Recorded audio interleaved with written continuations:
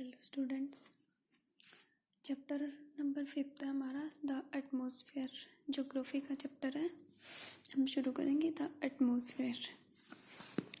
Atmosphere होता क्या है, क्या क्या इसकी कंपोजिशन है, ये सब हम इस चैप्टर में यहाँ पर डिस्कस करेंगे। The envelope of air which surrounds the earth is known as the atmosphere. Envelope मतलब कि जो कवर करके रखता है, एयर की कवरिंग होती है जो कि हमारी अर्थ को घेर के रखता है, सराउंड करके रखता है, उसको हम क्या कहते हैं, एटमॉस्फेयर कहते हैं। We know that the earth is a unique planet due to the presence of water and air. जैसे हमें पता है कि ओनली हमारी अर्थ ही ऐसा प्लेनेट है जिस पे हमारे वाटर और एयर दोनों प्रेजेंट है, इसलिए यहाँ पर क्या है, लाइफ जो है वो पॉसिबल है, सर्वाइव करना, लाइफ एग्जिस्ट करती है यहाँ पर। ठीक है, both the essential for existence of life की, लाइफ के लिए क्या है, ये बहुत ही ज़्यादा इम्पोर्टेंट जो है वो एसेंशियल है ये।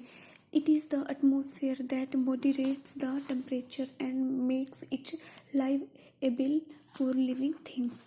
मतलब कि जो लिविंग थिंग्स है उनको ज़िंदा रखने के लिए जो मॉडरेट, जो जिस चीज़ की ज़रूरत होती है वो क्या करता है, ये टेम्परेचर को मॉडरेट टेम्परेचर प्रोवाइड करता है। ये क्या है, ये एटमॉस्फेयर है हमारा। ठीक है, जो एटमॉस्फेयर वर्ड है ये ग्रीक वर्ड से डराइव हुआ है, एटम से, जिसका मतलब क्या है, वेपर, और स्फीयरा का मतलब है sphere. It means that air between the outer space and earth surface. जो अर्थ का सरफेस है वो और जो आउटर सरफेस है उसके बीच में जो एयर होती है, इसका मतलब, पूरे का मतलब क्या बनता है, एटमॉस्फेयर। ठीक है, the atmosphere is a thin layer of gases. Atmosphere क्या होता है, गैसेस की थिन लेयर होती है। ठीक है, जैसे हमने यहाँ पर पढ़ा कि क्या होता है, एयर से जो सराउंड होता है अर्थ को, उसको हम एटमॉस्फेयर कहते हैं। तो हम कह सकते हैं ना कि एटमॉस्फेयर क्या है, कि थिन लेयर होती है गैसेस की। It exact thickness can not be measure. जो इसकी थिकनेस होती है ना, एग्जैक्टली उसको हम मेजर नहीं कर सकते, but most scientist agree that it stretches about 1600 kilometres into space. But कुछ साइंटिस्ट है जो इस बात का दावा करते हैं कि जो ये हमारी लेयर है ना, ये 1600 किलोमीटर्स तक स्पेस में क्या है, फैली हुई है। The air is denser near the earth surface. देखो, जो अर्थ के सरफेस के नियर है ना, एयर क्या है, डेंसर है। ठीक है, मतलब ज़्यादा प्रेजेंट होती है, कंसंट्रेशन जो होती है वो एयर की अर्थ सरफेस के पास जो है वहाँ पर ज़्यादा होती है, एंड गेट्स थिनर, और वो थिन हो जाती है एज वी गो अपवर्ड। जैसे हम ऊपर की तरफ जाते हैं तो क्या होती जाती है, वो थिन हो जाती है, और नियर द सरफेस कैसी होती है, डेंसर होती है। Atmosphere is held to the earth due to its gravitational pull. हमें पता है ना कि ग्रेविटी की वजह से ही हम क्या है, यहाँ पर हमारी अर्थ के ऊपर खड़े रह सकते हैं, ग्रेविटेशनल फोर्स की वजह से। तो जो ग्रेविटेशनल पुल है, जिसकी वजह से क्या होता है, एटमॉस्फेयर जो है वो अर्थ को हेल्ड करके रखता है, ग्रेविटेशनल पुल की वजह से। टोटल वेट जो है अर्थ एटमॉस्फेयर का कितना है, 6120 मिलियन टन्स है। अब आते हैं एयर की कंपोजिशन क्या क्या है। हमने देख लिया कि अर्थ को सराउंड करके रखती है एयर, जिससे एटमॉस्फेयर बनता है। अब हम एयर की कंपोजिशन देखेंगे। कंपोजिशन मतलब एयर जो है वो कौन कौन सी गैसेस जो है एयर में प्रेजेंट होती है। एयर क्या है, मिक्सचर है बहुत सारी गैसेस का, और जो मेजर कॉन्स्टिट्यूएंट है वो क्या है, मेजर जो आपसे पूछे अगर, तो नाइट्रोजन है, वो कितनी है, 78% है, और सेकंड जो है वो ऑक्सीजन है, 21% है। रिमेनिंग जो है वो 1% एयर है, जिसमें अदर गैसेस आती है, like that carbon dioxide, methane, helium, hydrogen etcetera. ठीक है, नाइट्रोजन 78%, ऑक्सीजन 20.6% है, बट ये एग्जैक्ट है, तो अब हम इसको 21% भी कह सकते हैं, और अदर जो वो बच गए वो 1% है। जो लोअर लेयर है एटमॉस्फेयर की, उसमें क्या है, वाटर वेपर और डस्ट पार्टिकल्स प्रेजेंट होते हैं। ठीक है, ऑक्सीजन जो होती है वो हैवियर होती है, हैवियर गैस होती है।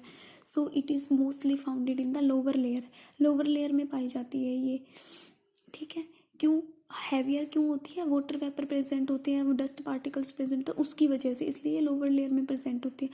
और जिसकी कंसंट्रेशन है ना वो लेस हो जाती है, जैसे जैसे हम ऊपर जाते हैं वैसे वैसे इसकी कंसंट्रेशन कम होती जाती है।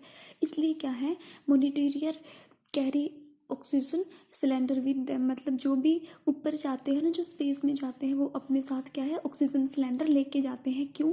क्योंकि जैसे हम ऊपर जाएंगे अर्थ से तो ऑक्सीजन की जो कंसंट्रेशन है वो कम हो जाती है।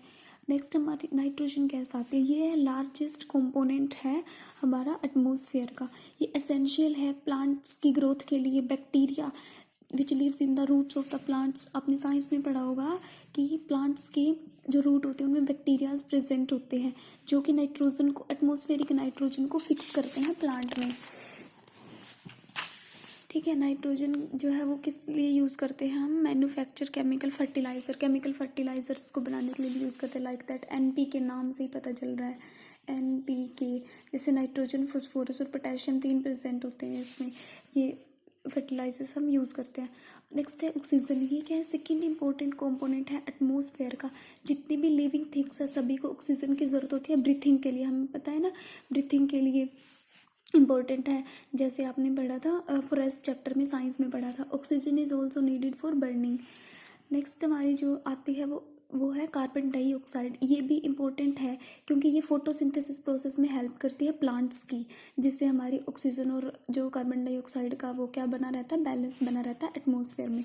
Green plants carbon dioxide gas लेके अपना फूड प्रिपेयर करते हैं और ऑक्सीजन को रिलीज करते हैं, जो ऑक्सीजन हम अब्जॉर्ब करते हैं। This cycle helps to maintain the balance of oxygen and carbon dioxide in the nature. जो कार्बन डाइऑक्साइड है ये हीट को एब्जॉर्ब कर लेती है जो सनलाइट से आती है डे टाइम में, और क्या रिलीज़ करती है, इसको नाइट टाइम में रिलीज़ करती है ये, जिससे क्या होता है, temperate of the earth does not fall suddenly during the night. इसलिए क्या होता है, नाइट टाइम में एकदम से जो टेम्परेचर है वो फॉल नहीं होता। ठीक है, कल थोड़ा सा इंट्रोडक्शन ग्लोबल वार्मिंग का पढ़ के और हम स्ट्रक्चर ऑफ एटमॉस्फेयर करेंगे। तो केयरफुली इस चैप्टर को यहाँ तक रीड करना, बहुत इजी चैप्टर है ये।